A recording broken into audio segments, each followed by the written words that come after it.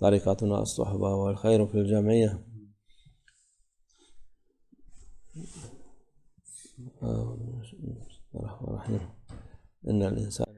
اعوذ باللہ من الشیطان الرجیم، بسم اللہ الرحمن الرحیم۔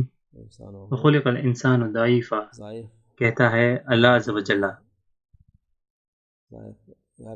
بنی آدم انسانیت کمزور بنائی گئی۔ حالانکہ یہ کمزور بنائی گئی ہے، انسان اس کے باوجود بھی ساری مخلوق پر غالب ہیں اس کی طاقت سے۔ حالانکہ انسان کمزور ہے، وہ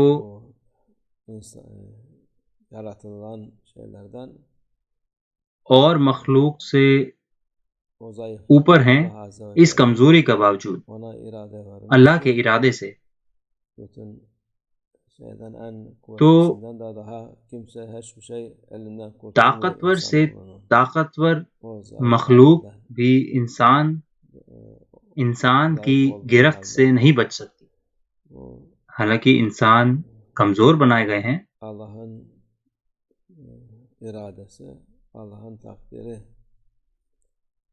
یہ اللہ کی طرف سے قسمت ہے اور اس کی مرضی ہے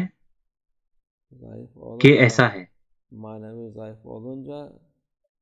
کمزور کا مطلب ہو سکتا ہے روحانی کمزوری یا جسمانی کمزوری۔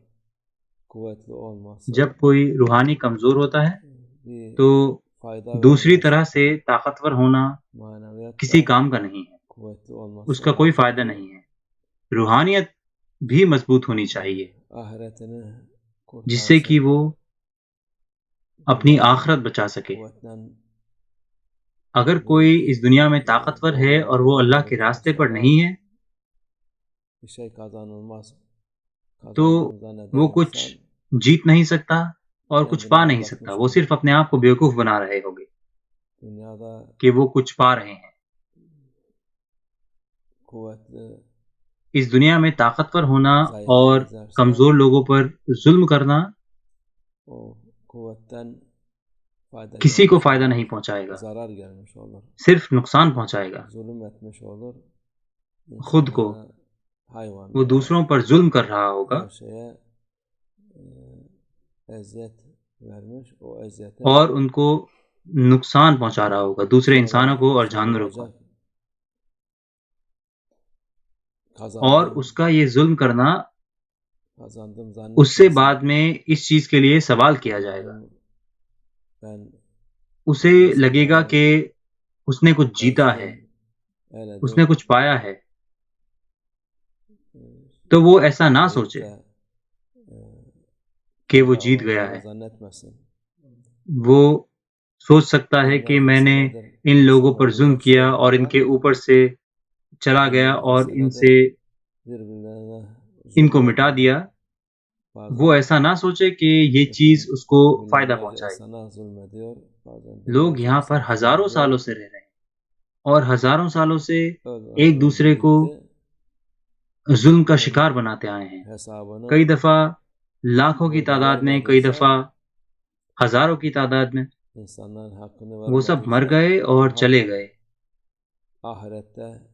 اگر انہوں نے یہاں پر اس کا جواب نہیں دیا ہے، اگر انہوں نے لوگوں کا حق یہاں پر نہیں دیا ہے تو بے شک وہ آخرت میں دیں گے۔ اس سے کوئی بچاؤ نہیں ہے، اس سے آپ بچ نہیں سکتے، اس سے آپ بالکل بھی بچ نہیں سکتے۔ ابھی تھوڑا 100 سال سے زیادہ ہوئے ہیں اور یہ لوگ، ان لوگوں نے کوئی عدالت یا کوئی قاضی نہیں دیکھا، وہ خود ہی انہوں نے اپنے آپ سے انہوں نے لوگوں پر ظلم کیا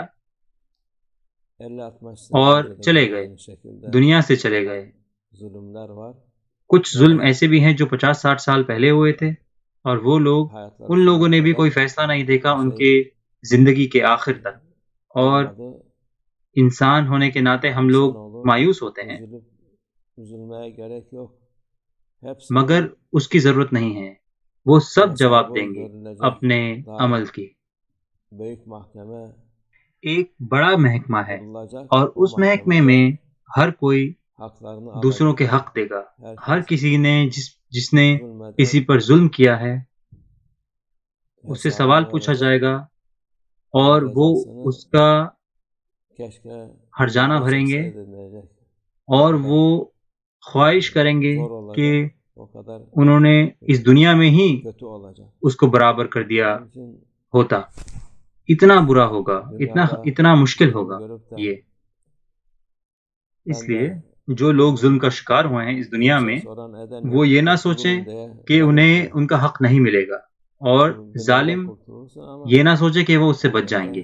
اس سے بچنا نہیں ہے. اگر آپ نے ان لوگوں کو اذیت پہنچائی ہے جن لوگوں نے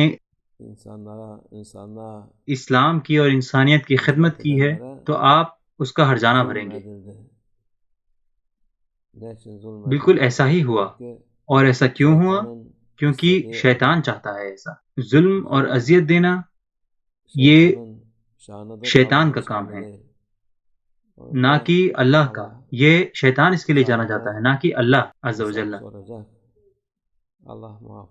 ان سے بالکل سوال کیا جائے گا. اللہ ہم سے کسی پر ظلم نہ کروائے.